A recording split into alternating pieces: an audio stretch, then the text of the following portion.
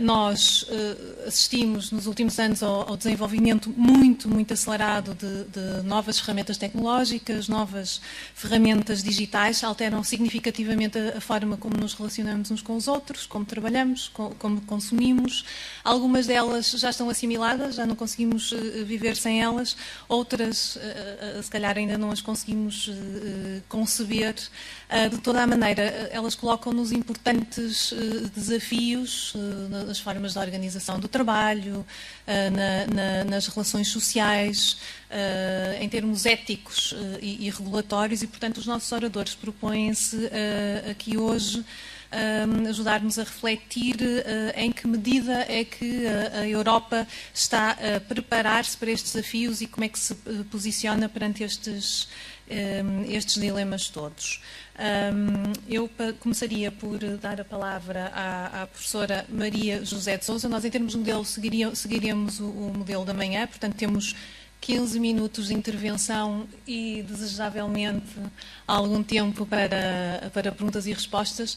Eu não sou jurista, sou economista, que é uma classe, venho da área da economia, sou jornalista, mas venho da área da economia, uma classe muito mal afamada, mas que reabilitou aqui alguma da sua reputaçãozinha agora nos últimos anos, porque temos tido economistas que fazem previsões acertadas e cumprem as metas. Portanto, eu pedi aos nossos oradores que me ajudem a manter aqui o restezinho de credibilidade da classe e ajudando-me a manter aqui o rigor na gestão dos tempos.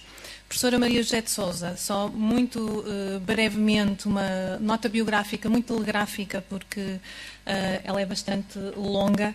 A professora Maria José de Sousa é doutorada em gestão e tem um pós-doutoramento em Digital Learning. É professora na Universidade Europeia, tem a sua atividade profissional desenvolvida nas áreas da inovação, gestão do conhecimento, gestão de recursos humanos, e é também quadro do Ministério da Economia. Está, digamos assim, com a mão na massa, não é? Por favor. Muito obrigada. Boa tarde a todos. Antes de mais, gostaria de agradecer o convite ao Sr. Bastonário da Ordem dos Advogados e também fazer aqui uma referência ao magnífico reitor da Universidade Europeia, que fez a indicação para eu estar aqui presente a representar a Universidade e também o Gabinete de Estratégia e Estudos do Ministério da Economia, onde desenvolvo a minha atividade profissional.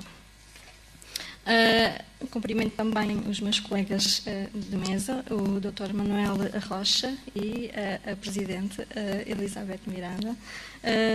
Cumprimento ainda a distinta audiência e agradeço a atenção que vão dispensar a esta minha comunicação. No Gabinete de Estratégia e Estudos do Ministério da Economia, eu tenho vindo a desenvolver algumas atividades relacionadas com os novos programas. O engenheiro Carlos de Moedas há pouco falava no Horizonte Europa, que estão em processo de negociação. Nós participamos também na construção dos documentos estruturantes do programa, indicando sugestões para a melhoria do programa e também indicando, revendo as cláusulas que estão na base do programa. Também tenho vindo a trabalhar no programa Europa Digital. Eu estou a falar de programas para o futuro. Ultimamente também estive a trabalhar no Going Digital, que é um documento estruturante da OCDE e que é também um documento muito interessante e penso que vai ser uma referência no futuro em relação àquilo que são as tecnologias emergentes e a forma como nós vamos utilizar essas tecnologias no desenvolvimento da sociedade, no desenvolvimento das organizações e no desenvolvimento dos cidadãos. Eu tenho uma apresentação. Sou muito estruturada e normalmente... Oh, não é esta. Esta é a minha. É melhor não passar, senão tenho problemas com a polícia. É a seguinte, eu peço desculpa porque houve aqui uma troca.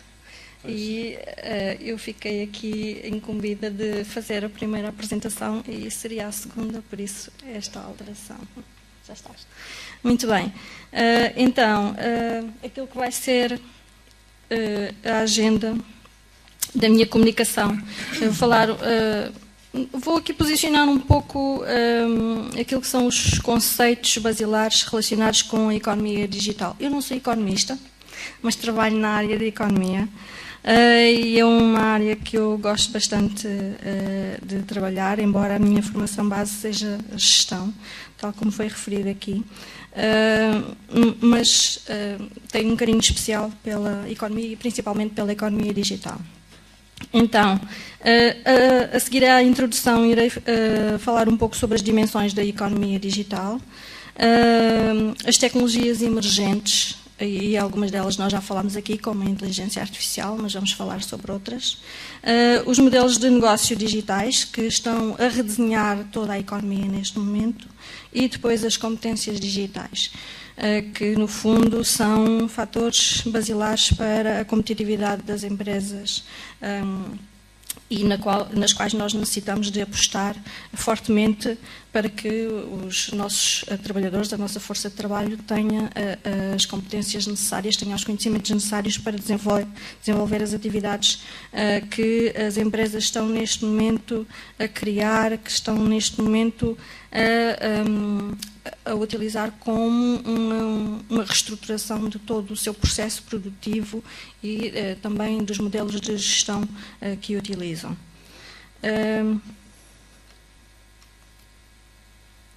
Muito bem. Então, relativamente àquilo que é uma pequena introdução, falávamos há pouco da indústria 4.0.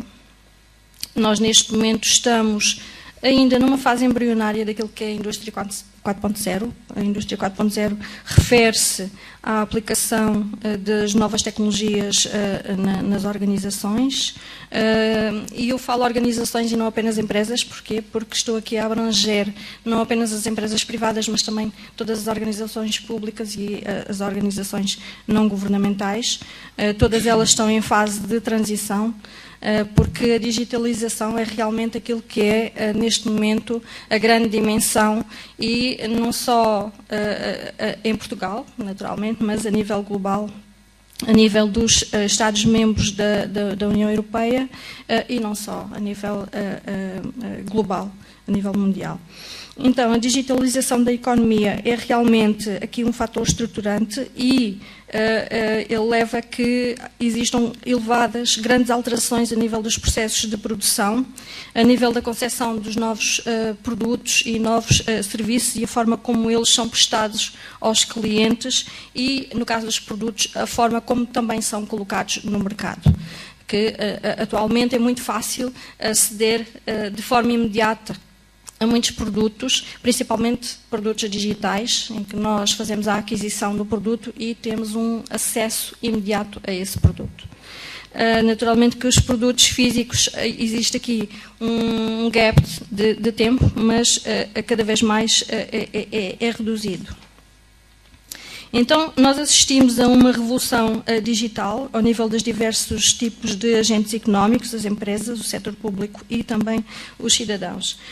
E cada vez mais com uma maior penetração de acesso à internet, né? Também por via daquilo que tem vindo a ser desenvolvido pelas empresas da área das telecomunicações, em que temos infraestruturas tecnológicas que o permitem fazer. Embora, em alguns pontos mais do interior, pontos geográficos do interior, seja mais difícil o acesso, seja mais lenta a rede, mas, de uma maneira geral, a penetração é muito grande.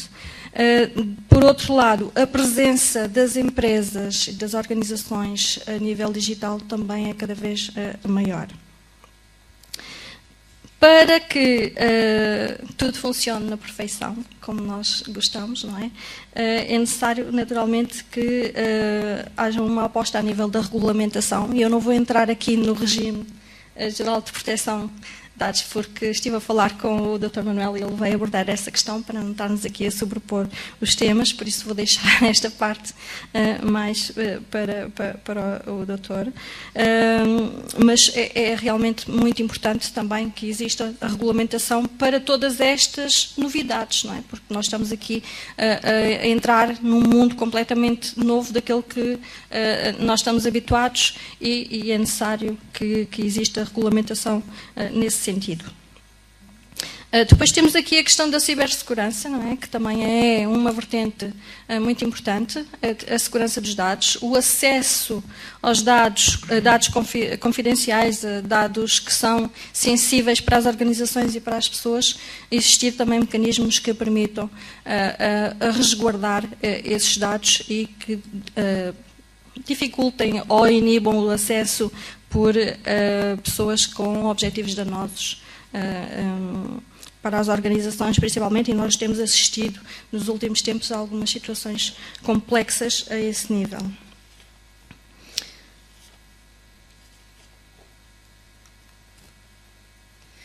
Muito bem, então passemos ao ponto seguinte, em que temos aqui um levantamento daquilo que são as principais dimensões da economia digital. Eu já falei aqui em alguns, mas temos os novos produtos e serviços digitais, a legislação e a regulamentação, o emprego e a produtividade, os novos modelos de negócio, as cadeias de valor digitais e os novos sistemas de produção. Agora, mais pormenorizadamente, vamos falar aqui em relação a cada um deles.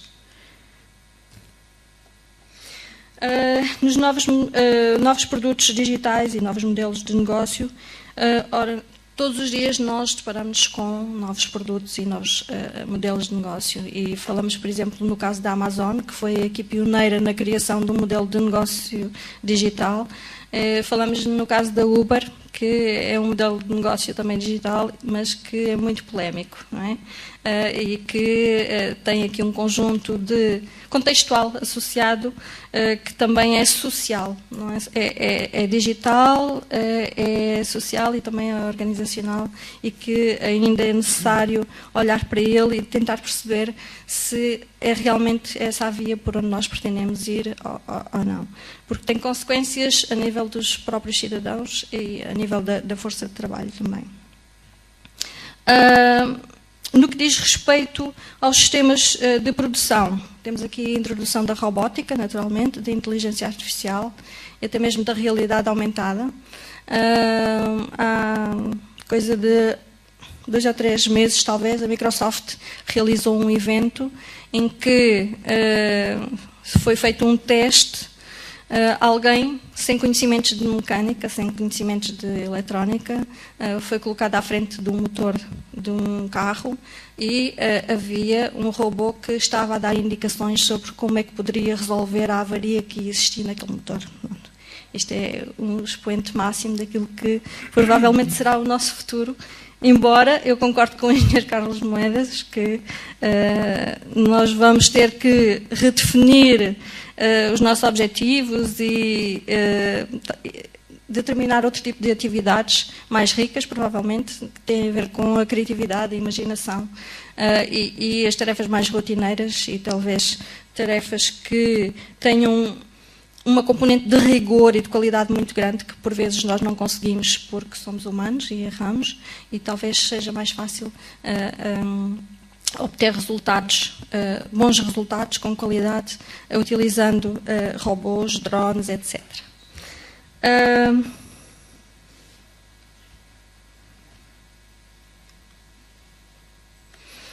Muito bem, continuando então, cadeias de valor digitais. Nós temos acesso, nós consumidores, nós clientes, temos acesso muito rapidamente através dos portais, através das plataformas, temos acesso a produtos. Mas o que é que se passa para trás? Também os fornecedores os fornecedores têm acesso a plataformas e comunicam diretamente com as empresas, e as empresas comunicam diretamente com os seus clientes, havendo aqui uma componente digital muito grande, praticamente sem intervenção humana. Depois temos aqui um tema bem quente, como se costuma dizer, que é o tema das competências digitais. Existe uma componente de financiamento muito grande nos próximos programas direcionados para o desenvolvimento de competências digitais, não apenas competências básicas, TIC, de acesso à internet ou de utilização dos programas do Office ou de outros programas que possam ser mais básicos, mas também direcionado para adquirir competências ao nível da inteligência artificial, da realidade aumentada, da utilização de robôs, da programação. São competências fundamentais, tendo em conta aquilo que se prevê para o futuro. E, naturalmente, as questões relacionadas com a cibersegurança, uma vez que é um pilar a nível da segurança dos dados, e nós cada vez mais deparamos com grandes quantidades de dados. O grande problema, quando nós temos grandes quantidades de dados, é como é que nós vamos visualizar, como é que nós processamos e como é que visualizamos esses dados, como é que arranjamos aplicações que nos permitam fazer uma leitura, fazer uma análise desses dados. Temos então aqui o conjunto das tecnologias que estão a emergir e que estão a ser adotadas pelas organizações e não só, também por nós enquanto cidadãos. Temos a inteligência artificial, Big Data, a Internet of Things, temos a realidade aumentada e a realidade virtual, blockchain, as tecnologias mobile e os robôs e os drones, naturalmente.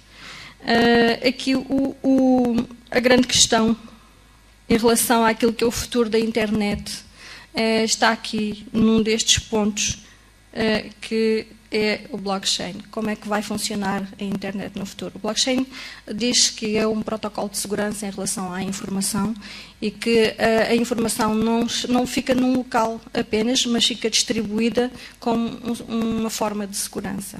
Naturalmente que está encriptada e que nem toda a gente tem acesso, porque há informação confidencial que convém não ter acesso, mas um elemento muito importante é que a informação do passado não se pode alterar.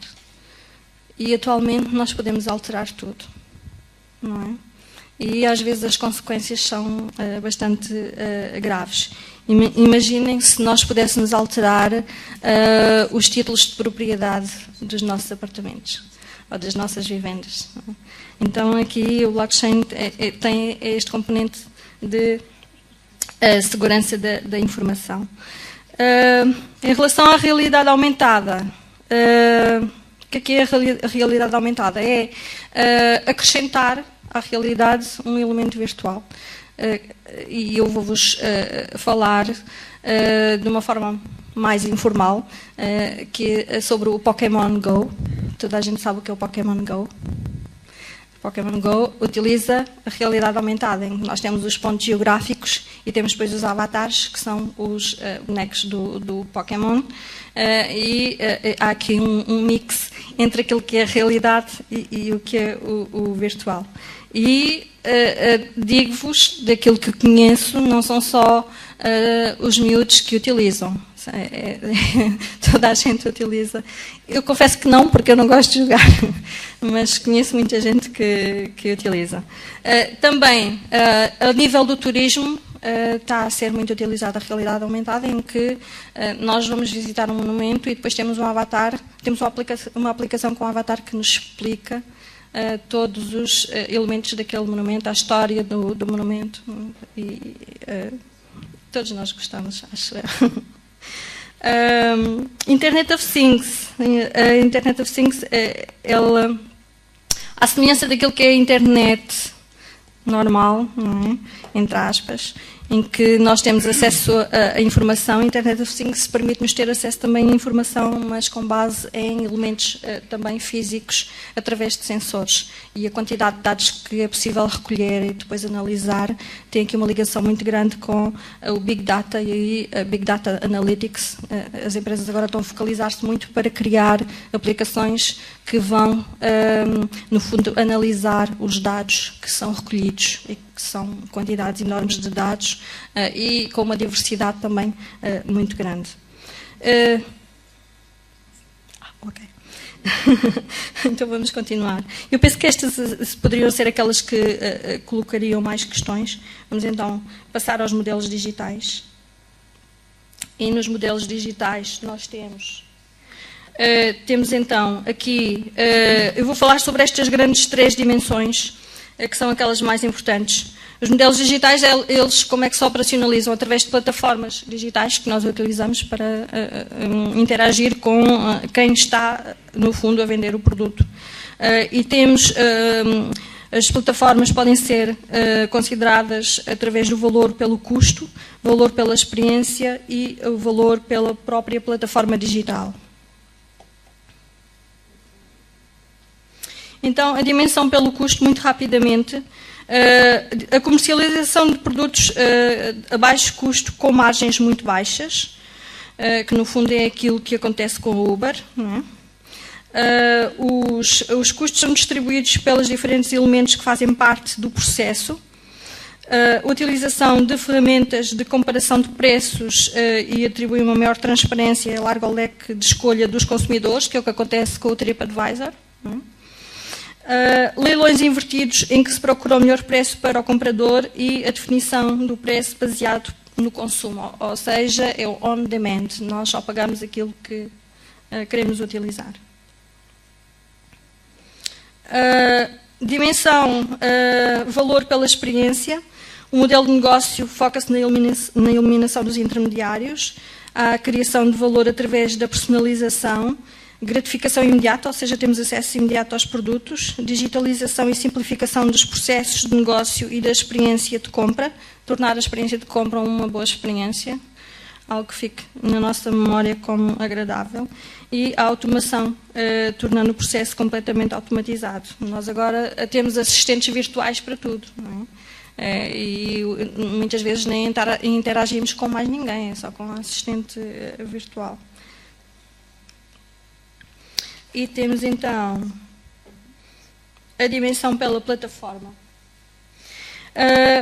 Inclui a definição de um ecossistema em que todos possam criar valor acrescentado, exploração do crowdfunding como uma ferramenta competitiva, criação de comunidades em que o utilizador contribui para a eficiência e eficácia do processo, definição de um digital marketplace com conexões entre indivíduos e grupos para benefício mútuo e a utilização do modelo Big Data e Data Analytics para fazer a predição de dados e potenciar a criação de novas oportunidades de negócio. Eu aqui queria contar um exemplo, que é o caso da Randstad, que utiliza um modelo de predição de dados em relação àquilo que é a força de trabalho numa determinada região.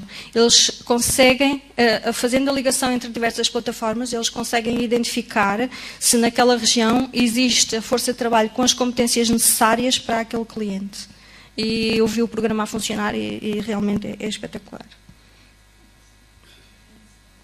Randstad, sim. E pronto, estou mesmo a terminar. Não sei se já acabei o meu tempo, já esgotei o tempo. Queria só falar um pouco sobre aquilo que é algo fundamental, que são as competências digitais. E este é o resultado de um estudo que eu fiz e que está publicado em 2 journals que estão no quadrante, no quartil 1, sendo que um deles tem como fator de impacto 4,8, o que é muito. Eu estou a dizer isto pela importância do tema, embora para mim também tenha muita importância ter a publicação neste jornal, mas as principais competências que foram identificadas num estudo que foi realizado são realmente a inteligência artificial, a nanotecnologia, a robotização, a Internet of Things, a realidade aumentada e a digitalização. E termino aqui então. Muito obrigada pela vossa atenção.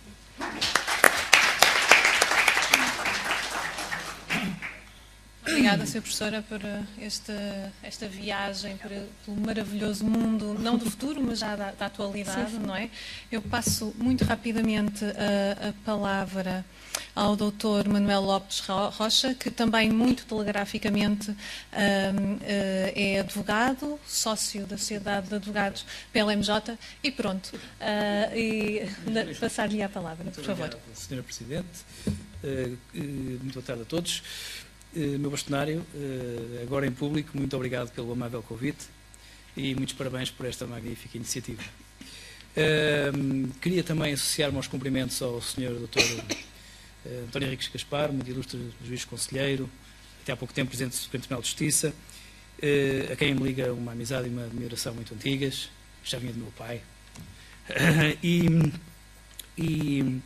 dizer-lhe que concordo inteiramente e sublinho o aplauso pela concessão da Medalha de Ouro da Ordem dos Advogados, Vossa Excelência. Parece-me um ato elementar de justiça. Gostaria de aproveitar também para cumprimentar as senhoras e os senhores colaboradores da Ordem dos Advogados, que já não vi há tanto tempo, e por quem tenho tanta admiração e amizade e carinho. E sei que é retribuída em dobro, como nós dizemos no direito. Ora bem, eu vou tentar cumprir escrupulosamente os 15 minutos que a senhora Presidente nos dá.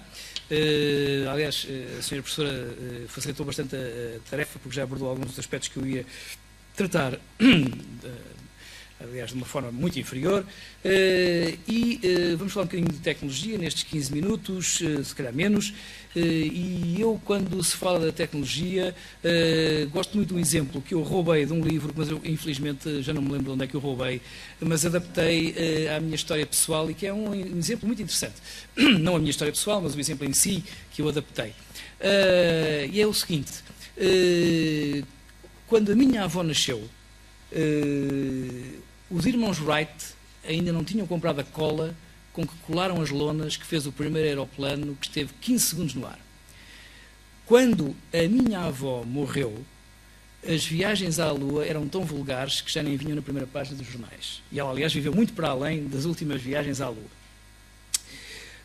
Aliás, aqueles que viram o filme O Primeiro Homem na Lua, que ainda creio que ainda está em cartaz, há uma cena muito engraçada em que aquilo começa a correr mal e um dos astronautas diz: mas afinal nós só voamos há 60 anos, porque, como sabem, a missão da Apollo 11 é de 1969.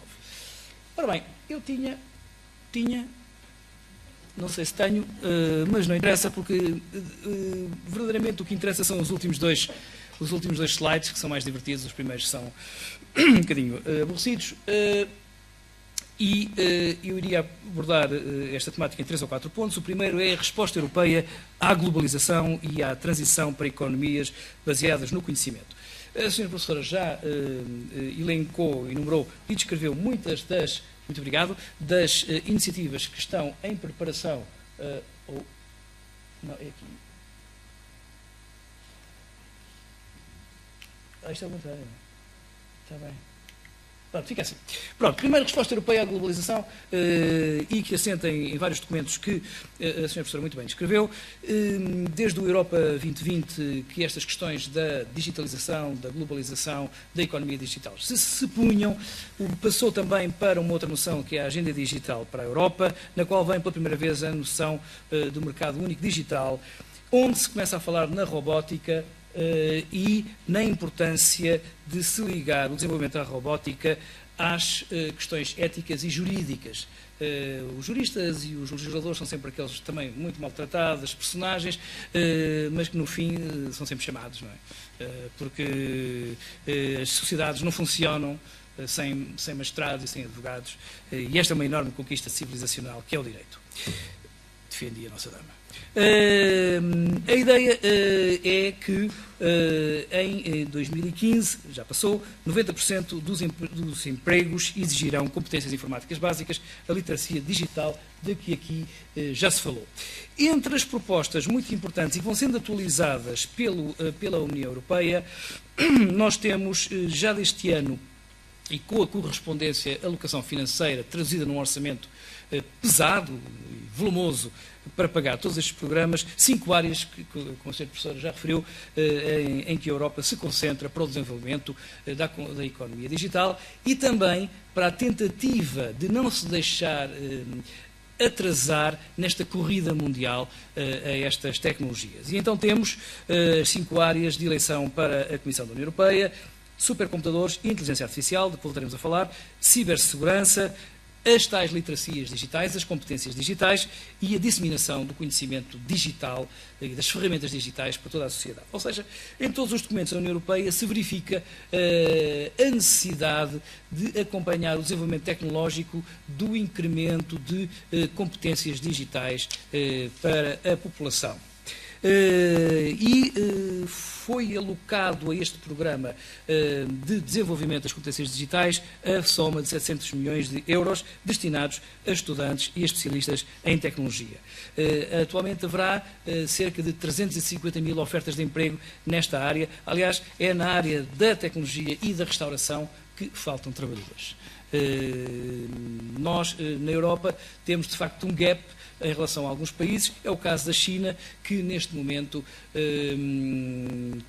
tem, obviamente, mais licenciados em tecnologia que o resto do mundo, tenta ser o número 1 do mundo em inteligência artificial, e quando eu era jovem, eu e o meu querido amigo João Miguel Barros, dizíamos sempre, havia sempre o aforismo que era: no dia em que a China tiver mais patentes que os Estados Unidos, a liderança mundial vai mudar. Pois, enfim, desde há 10 anos que a China tem mais patentes que os Estados Unidos. Já falei no número 2, já falei também no número 3. Isto, quando o tipo está pressionado, peço desculpa, é mais fácil. E queria falar então nas partes mais engraçadas, que têm a ver aqui com o atraso da Europa e os seus competidores.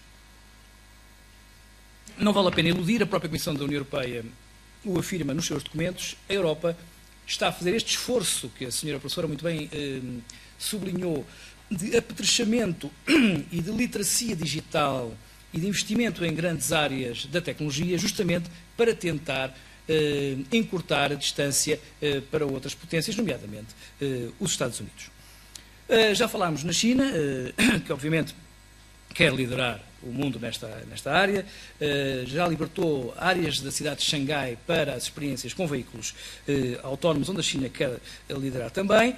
E, evidentemente, quando falamos na nossa sociedade europeia nos fundos disponíveis, lembremos que nos Estados Unidos os fundos vêm muitas vezes dos privados, e nos Estados Unidos é que estão os GAFA, não é? Google, Amazon, Facebook, Apple, e há quem acrescente o M da Microsoft, os GAFAM. E não há GAFAs fora dos Estados Unidos. Por exemplo, o MIT abriu um colégio para a inteligência artificial em junho passado, e só o Sr. Stephen Schwarzman, que é o dono da Blackstone, entrou com 307 milhões de euros. O Paul Allen, que faleceu há 2 semanas, como sabem, um dos fundadores da Microsoft, tinha doado uma parte substancial da sua fortuna para um instituto com o nome dele, dedicado à inteligência artificial. A África, de que não falamos muito, mas na África há 350 milhões de smartphones. É o mercado do futuro, não temos dúvidas nenhumas, e a própria Google abriu, em 13 de junho deste ano, o primeiro centro de investigação em inteligência artificial em África, no Ghana, dedicado à saúde, agricultura e educação. Obviamente que isto tem a ver com dilemas de soberania. A Europa tem dependência tecnológica, não falta quem diga que a Europa não tem os seus próprios serviços de captação de dados pessoais. Ou seja, o negócio dos GAFA são os dados pessoais. Enfim, há um velho brocardo que diz que a cada inovação tecnológica os Estados Unidos fazem um negócio, a Europa faz uma lei. E, de facto, esta questão é uma questão premente, e a Europa tem esta angústia que tenta colmatar, de se colocar no pelotão da frente, porque ao mesmo tempo tem também vantagens que os outros não têm, tem laboratórios, tem profissionais, tem uma certa dinâmica de startups, etc. Verifica-se, curiosamente, na área da tecnologia, mas a senhora professora falará isso, saberá melhor do que eu, algum nacionalismo, ou seja, começa a haver uma certa resistência aos GAFA, em alguns países, como a China, onde, como sabem, também há plataformas importantíssimas, quiçá maiores que as outras, a Rússia, obviamente, a Índia, que tem uma curiosa política de proteção de dados, não deixando os dados sair da Índia, e num plano mais abaixo, a Itália, a França e a própria Alemanha. Diz-se que a chanceler Merkel nunca ligou nenhuma a esta área, mas que há uns anos esta parte está preocupada, e até por uma questão de equipamentos, porque a maior parte dos equipamentos europeus são equipamentos que vêm de outros países. Ou seja, há também uma velha anedota que é: e se a China compra a Microsoft? E se a China compra a IBM? E se a China compra a Google? A China ficará com os dados pessoais da grande parte da população mundial.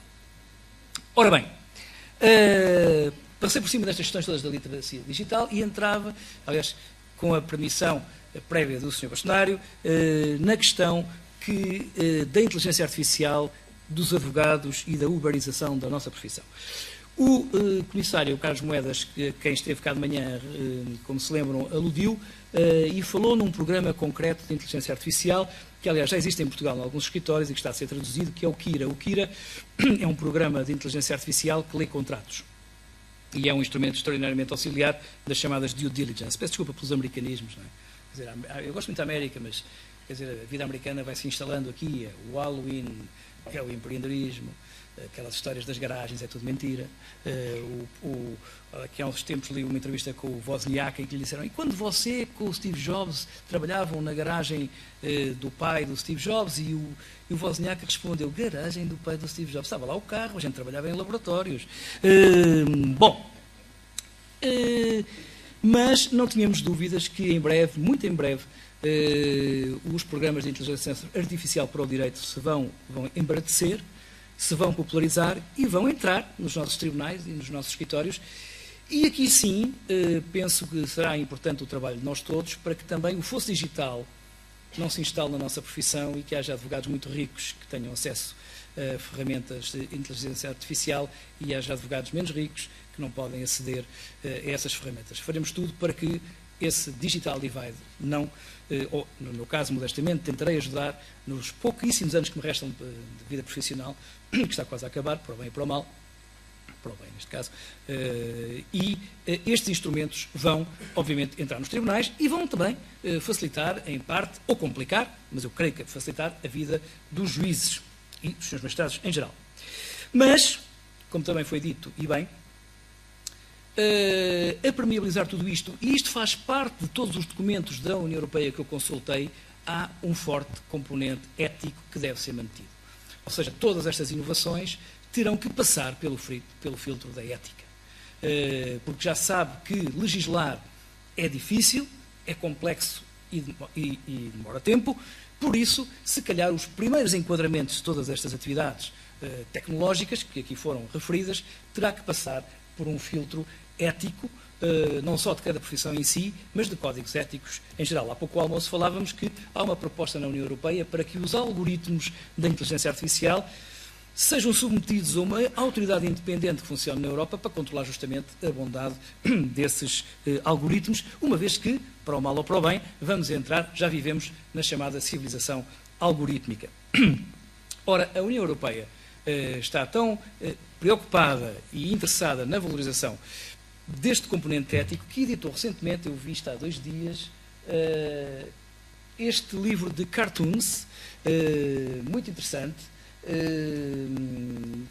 cruzando a ética com o digital.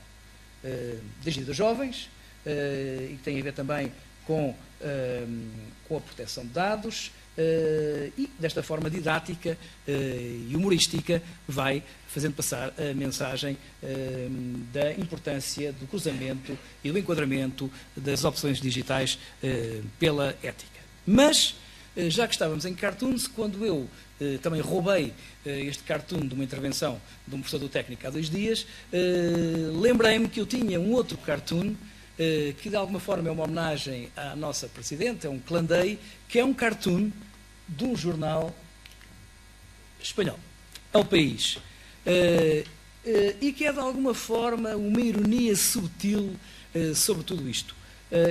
Este cartunista do El País, o El Roto, é, na minha opinião, um gênio, e dizia-se em Espanha que ele era o verdadeiro líder da oposição ao governo do PP, porque a sua sátira ácida que todos os dias, o cartoon de ontem era genial, por exemplo, mas todos os dias sai no El País, ele todos os dias faz um cartoon sublinhando a atualidade. Penso que isto é um contraponto interessante. A educação pode ser uma preparação para os videojogos, embora os videojogos também sejam um componente da política da Comissão da União Europeia para a aprendizagem digital. Hoje de manhã falou-se muito e até se criticou um pouco a imprensa, mas tenho para mim que neste mundo digital é muito importante contarmos com uma comunicação social forte, independente e livre. Afinal, tal como nós os advogados queremos ser sempre fortes, independentes e livres, com ou sem inteligência artificial. Muito obrigado pela vossa atenção e creio que cumpri. Escrupulosamente. Escrupulosamente. Muito obrigada. Vamos ver se a comunicação social sobrevive também a esta revolução digital. Nós temos uns minutos para algumas perguntas. Se calhar eu usava... Já tenho uma.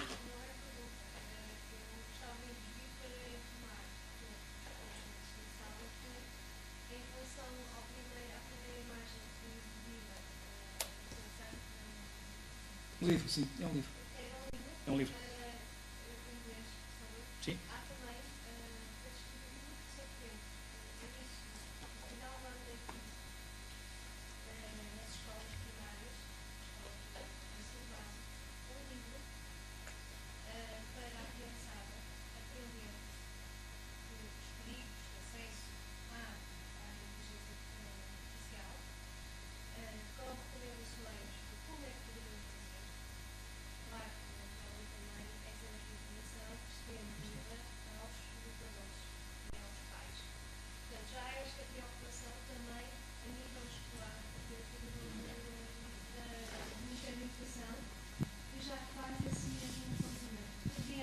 Vendo os perigos.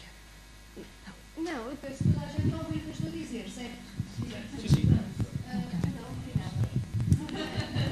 Certamente esta questão também já está na ordem do dia do Ministério da Educação e estão já a prever estes mesmos perigos para a proteção de dados, proteção das crianças.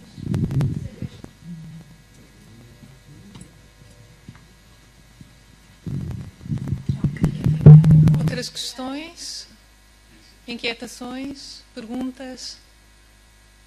Então eu tenho uma. Professora Alessandra, por favor. Não quero usar as minhas prerrogativas especiais, a usar do meu poder.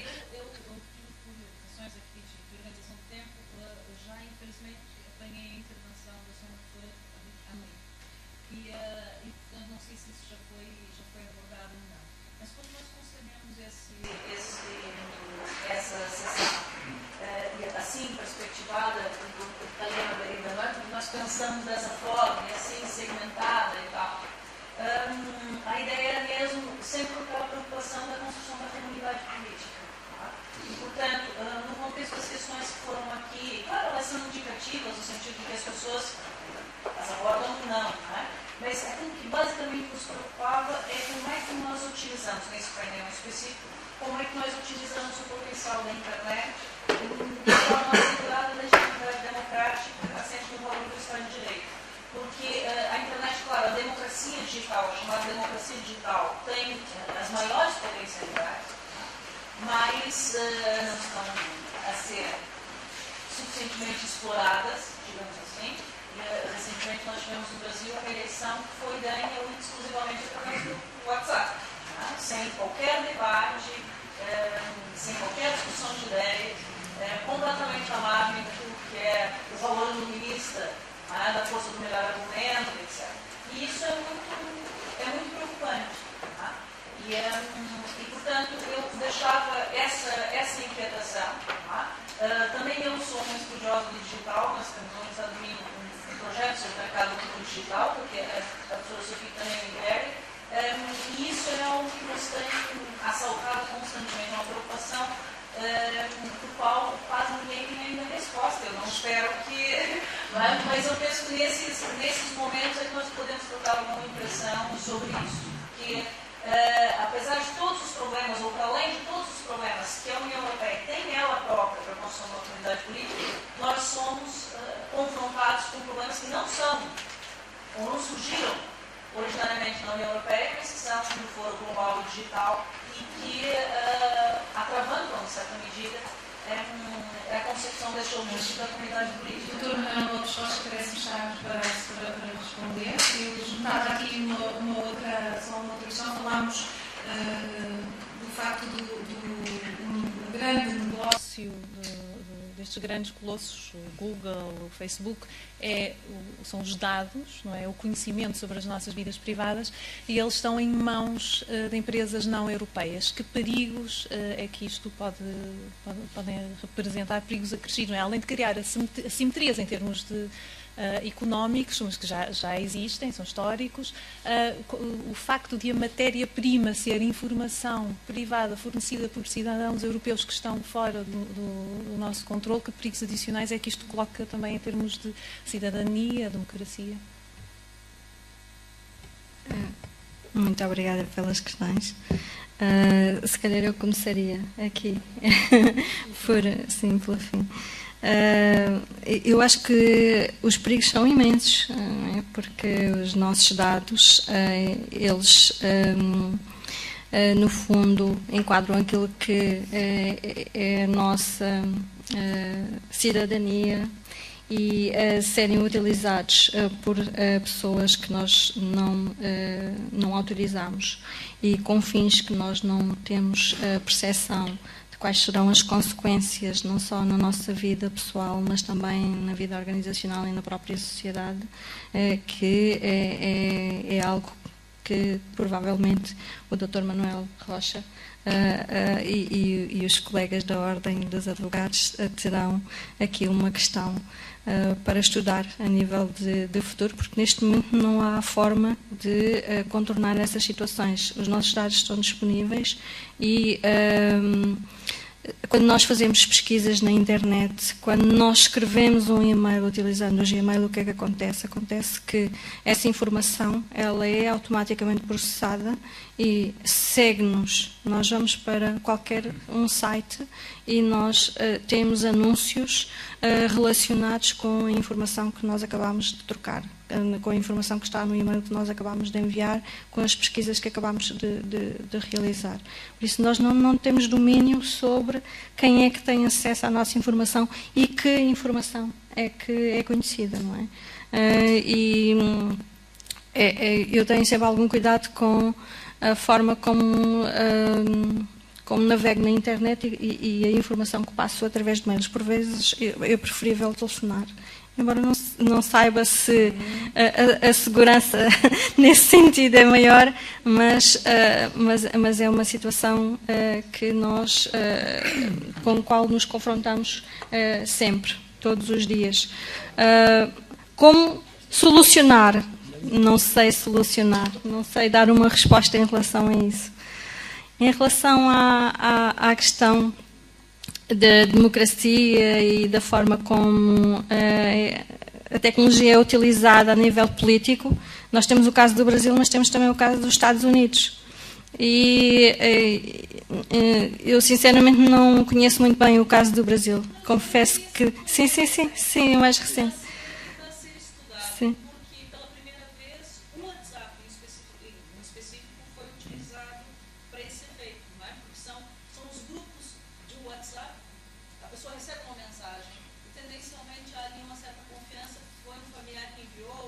Uhum. Vão conferir se a informação é fidedigna ou não. E isso subverte tudo que nós tínhamos como pilares da democracia, não é? E, portanto, há aqui... É uma outra forma de manipulação da informação, de manipulação dos dados, que se calhar é mais global, que se calhar consegue abranger um maior número de pessoas. Ela já existia antes sobre outras formas. Só que a tecnologia agora está a veicular...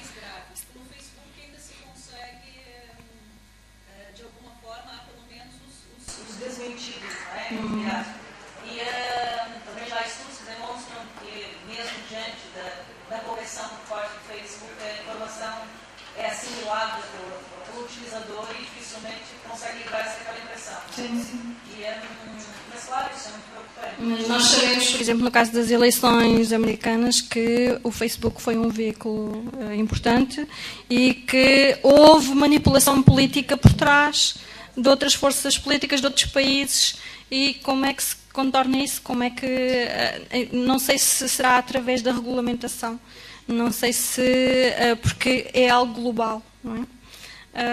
Isso levava-me então à próxima questão, para passar aqui a palavra ao Dr. Manuel Lopes Rocha, que é se a agenda europeia está a acautelar devidamente estas questões do direito à privacidade, da utilização da tecnologia para fins maliciosos. Há muitas queixas de que há excessos regulatórios, mas depois também há grandes vazios regulatórios, não é? Como estamos aqui? Muito obrigado pelas questões. Eu até queria dizer que vou terminar com uma nota muito otimista e com uma nota que sublinha a qualidade da magistratura portuguesa e dos tribunais portugueses. E já vou lá. Respondendo primeiro, se me permite, senhora doutora, respondendo primeiro à senhora professora, à senhora Silvano, eu por acaso ia abordar esse tema, mas como só tinha 15 minutos e sou cumpridor e eu também, vamos lá ver, eu vou a muitas conferências e sofro muito com as pessoas que nunca mais se calam, chatos como eu, e portanto eu quis obviar a isso. Mas eu ia falar nesse tema, que há uma resolução do Parlamento Europeu de 16 de março de 2017, certamente conhece, sobre a democracia eleitoral, potencial e desafios, que é extremamente interessante. E a ligá-la justamente a um dos tópicos da senhora professora e, modestamente, meu também, da literacia digital. Ou seja, nessa resolução, o Parlamento Europeu diz que quanto mais informarmos os cidadãos, quanto mais formarmos os cidadãos no digital, menos sujeitos eles estarão às fake news, às manipulações, etc. Peço desculpa, tive que passar à frente e, por isso, não abordei o tema. Segunda questão, a questão dos dados é uma questão curiosa porque durante anos o modelo da construção da proteção de dados e das ameaças aos dados pessoais era baseado na obra do George Orwell, como toda a gente sabe. Aliás, é engraçado porque, por exemplo, as primeiras eleições democráticas em Portugal em 1975, cujo apuramento foi aqui na Gulbenkian, foi feito através de computadores do Ministério da Justiça. Um computador que tinha menos potência do que qualquer telemóvel que nós hoje temos no bolso. É engraçado que, historicamente, no direito tecnológico, há muita gente que vem do Ministério da Justiça. O conselheiro Garcia Marques, o conselheiro Lourenço Martins, o Dr. Seabra Lopes. E porquê? Porque era o Ministério da Justiça que tinha computadores. E, portanto, os magistrados e os altos quadros da administração pública aprendiam a informática e o direito justamente por trabalhar no Ministério da Justiça. Os senhores doutor juízes sabem isso. Portanto, tradicionalmente, o nosso direito da informática, quando o havia, a matriz é do Ministério da Justiça. Repito, o conselheiro Garcia Marques, o conselheiro Lourenço Martins e o Dr. Seabra Lopes, e estão a esquecer de alguns.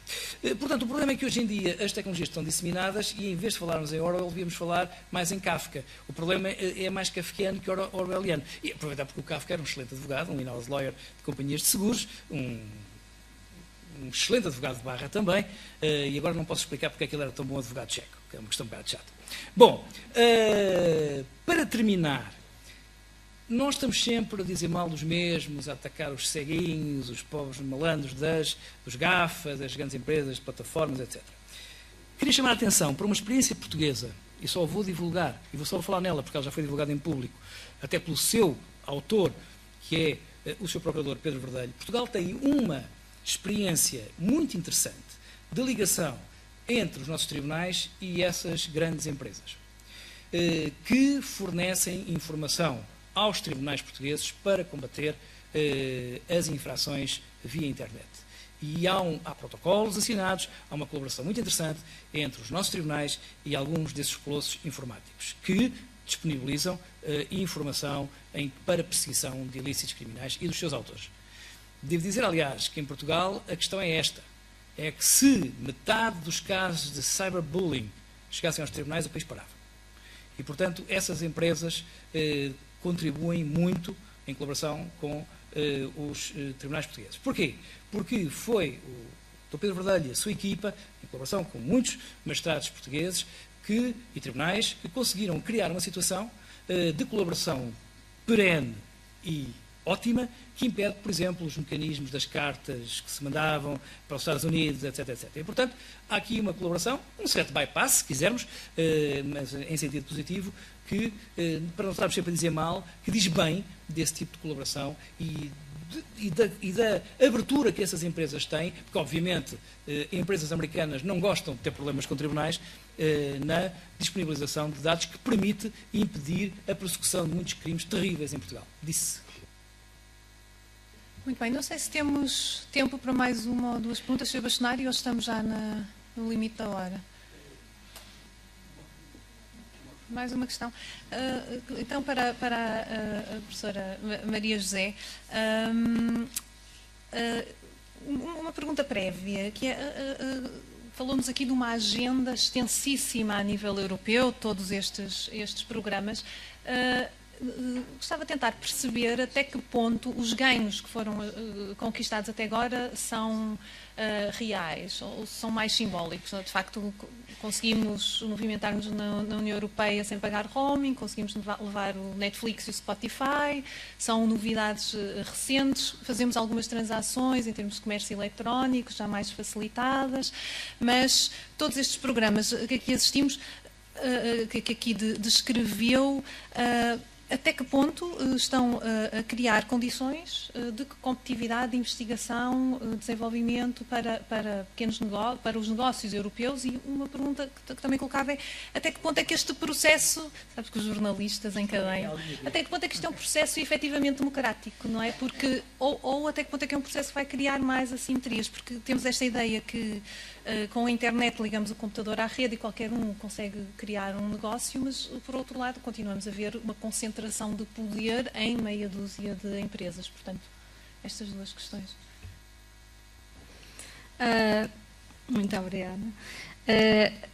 Aqueles programas que eu apresentei aqui, de uma forma muito breve, até porque o conteúdo ainda de alguma maneira é confidencial, e eu apresentei de uma forma muito superficial aquilo que vão ser os novos programas de financiamento à investigação e à inovação a nível europeu. Mas relativamente aos programas não do futuro, que são esses que eu apresentei, mas os do passado, que penso que era a esses que se reportava a sua questão, eles têm uma componente muito diferente daquela que era há 5, 6, 7 anos atrás, que é uma componente de implementação. E há pouco falava-se aqui na rede Erasmus e falou-se apenas da componente de mobilidade. Mas há outra componente que é muito importante, que é das parcerias e das redes de conhecimento que são criadas entre diversos países, entre empresas, universidades e instituições de diversos países. E não só os estudantes usufruem desse conhecimento quando fazem a mobilidade, quando fazem um semestre internacional, mas também quando as empresas participam nesses projetos, adquirem novas práticas, adquirem novo conhecimento, e a componente de implementação e de disseminação neste novo programa, o Erasmus assimilou o Leonardo da Vinci, que não tinha uma componente de implementação tão grande. Agora os programas têm que demonstrar que conseguem sobreviver, que têm a sustentabilidade no futuro, e o projeto não para ali no momento em que acaba o financiamento. Por isso, nesse sentido, eu penso que sim, que os ganhos foram bastantes.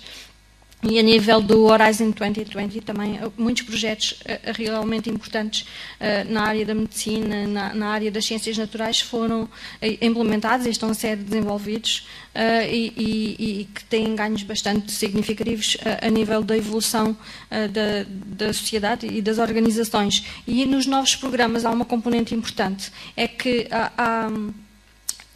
o Horizon 2020 vai terminar e vai ser substituído por outro, mas os projetos, eles têm uma continuidade, e está-se a procurar que exista uma complementaridade e que não se perca todo aquele conhecimento que foi desenvolvido com base nos programas anteriores, mas que possa ser aproveitado em relação ao futuro. Não sei se respondi. Vai respondendo. Está a haver, criar-se, gerar-se a nível europeu, estão a ser criadas condições para termos, por exemplo, a nível europeu, uma empresa à escala do Facebook, da Google? Não lhe Já sei falámos aqui de responder. nacionalismo, não é? Não, o que eu sei é que há uma aposta muito grande a nível de hubs de inovação e a nível regional. Há uma aposta muito grande a nível regional, a deslocalizar e tentar que as regiões tenham um maior desenvolvimento e participem mais a nível da economia. Isso é o foco.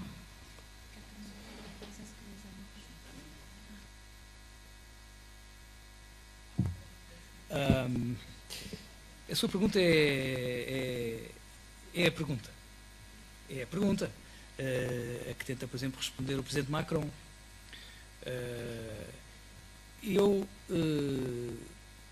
Se me permitem um conselho, eu acho que ele até está de borla na internet, o que explica tudo da tecnologia, porque é que os americanos são líderes mundiais na tecnologia, ainda são. Apesar de Silicon Valley não gostar muito do Trump, e ele também não gosta de ninguém. Bom, há um livro extraordinário que se chama What the Dormouse Said. Para aqueles mais velhos, é a velha canção do Jefferson Airplane. Que é o retrato da década de 60 em Silicon Valley. Está lá tudo. Tudo. A internet, o correio eletrónico, o computador de mesa já estavam inventados nos anos 60 por uma equipa de um senhor chamado Douglas Engelbart, que era o Leonardo da Vinci da tecnologia. Há coisas muito engraçadas, só conto esta anedota. A John Baez, que era a musa daquele tempo todo, e aliás eles enfrascavam-se todos em LSD, já então para aumentar a inteligência. Tinham toda a experiência do LSD para aumentar a inteligência. Já na altura vem daí. A John Baez era casada com um dos principais informáticos desse centro, que era em Silicon Valley.